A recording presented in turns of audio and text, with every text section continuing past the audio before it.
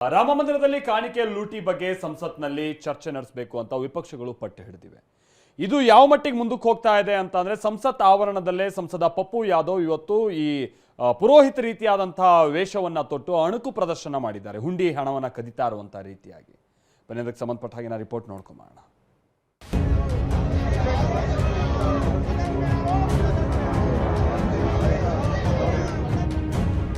ರಾಮ ಮಂದಿರ ಕೋಟ್ಯಾಂತರ ಹಿಂದೂಗಳ ಭಕ್ತಿ, ನಂಬಿಕೆ ಮತ್ತು ದಶಕಗಳ ಹೋರಾಟದ ಪ್ರತೀಕವಾಗಿರೋ ರಾಮ ಮಂದಿರದ ಕಾಣಿಕೆ ಕಳ್ಳತನ ಪ್ರಕರಣ ಸಂಸತ್ ಒಳಗೂ ಹೊರಗೂ ಸದ್ದು ಮಾಡುತ್ತಿದೆ.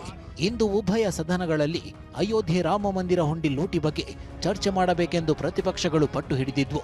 ಸದ್ದು ಗದ್ದಲ ಹೆಚ್ಚಾಗ್ತಿದ್ದಂತೆ ಸದನ ಮುಂದೂಡಿಕೆಯಾಯಿತು.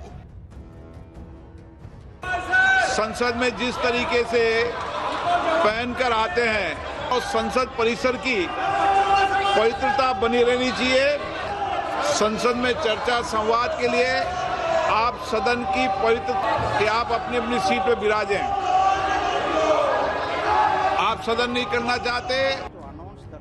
ಲೋಕಸಭೆ ಮತ್ತು ರಾಜ್ಯಸಭೆ ಸದನಗಳು ಮುಂದೂಡಿಕೆಯಾಗ್ತಿದ್ದಂತೆ ವಿಪಕ್ಷ ಸಂಸದರು ಸಂಸತ್ ಹೊರಗಡೆ ಬಂದು ಪ್ರತಿಭಟಿಸಿದ್ರು. ರಾಮ ಮಂದಿರ ಲೂಟಿ ಬಗ್ಗೆ ಚರ್ಚಿಸಲೇಬೇಕೆಂದು ಪಟ್ಟು ಹಿಡಿದ್ರು.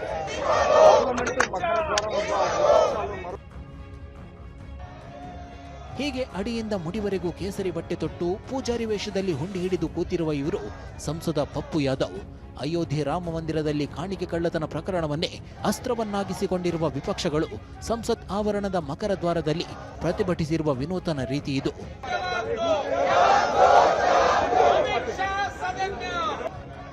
ಪೂಜಾರಿ ವೇಷದಲ್ಲಿ ಕೂತಿರೋ ಸಂಸದ ಪಪ್ಪು ಯಾದವ್ ಬಳಿ ಲೋಕಸಭೆ ವಿಪಕ್ಷ ನಾಯಕ ರಾಹುಲ್ ಗಾಂಧಿ ಬರ್ತಾರೆ. ಹುಂಡಿ ಸಮೇತ ಪೂಜಾರಿ ವೇಷದಲ್ಲಿ ಕೂತಿರೋ ಪಪ್ಪು ಯಾದವ್ ಎದುರು ನಿಂತು ದೇವರಿಗೆ ನಮಸ್ಕಾರ ಮಾಡಿದಂತೆ ಅಣುಕು ಪ್ರದರ್ಶಿಸುತ್ತಾರೆ. ಅಲ್ಲದೆ ಹುಂಡಿಗೆ ಹಣವನ್ನು ಹಾಕ್ತಾರೆ. ತಕ್ಷಣವೇ ಸಂಸದ ಪಪ್ಪು ಯಾದವ್ ಹುಂಡಿಯನ್ನ ಕದ್ದೊಯ್ಯೋ ಹಾಗೆ ಅಣುಕು ಪ್ರದರ್ಶನ ಮಾಡ್ತಾರೆ.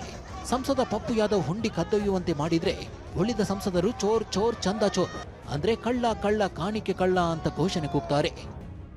ಹೀಗೆ ಸಂಸತ್ನ ಮಕರ ದ್ವಾರದ ಬಳಿ ವಿಪಕ್ಷ ಸಂಸದರು ಪ್ರತಿಭಟಿಸಿದ್ದಕ್ಕೆ ಕೇಂದ್ರ ಸಚಿವ ಗಿರಿರಾಜ್ ಸಿಂಗ್ ಕೆಂಡ ಕಾರಿದ್ದಾರೆ.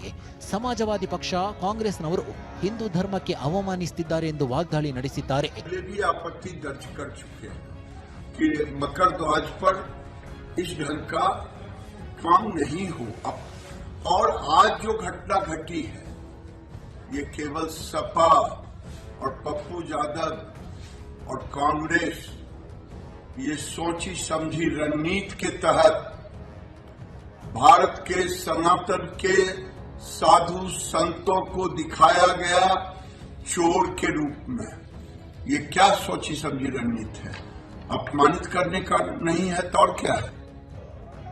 ಅಯೋಧ್ಯೆಯಲ್ಲಿ ಕಾಣಿಕೆ ಕಳ್ಳತನ ಪ್ರಕರಣದ ಬಗ್ಗೆ ಚರ್ಚೆಯಾಗಬೇಕೆಂದು ವಿಪಕ್ಷಗಳು ಪ್ರತಿಭಟನಾ ಕಹಳೆ ಮೊಳಗಿಸುತ್ತಿವೆ. ಕಳೆದ 3 ದಿನಗಳಿಂದಲೂ ರಾಮ ಮಂದಿರ ಹುಂಡಿ ಲೂಟಿ ಬಗ್ಗೆ ಚರ್ಚೆಯಾಗಲೇಬೇಕೆಂದು ಒತ್ತಾಯಿಸಿವೆ. Bureau report, TV9.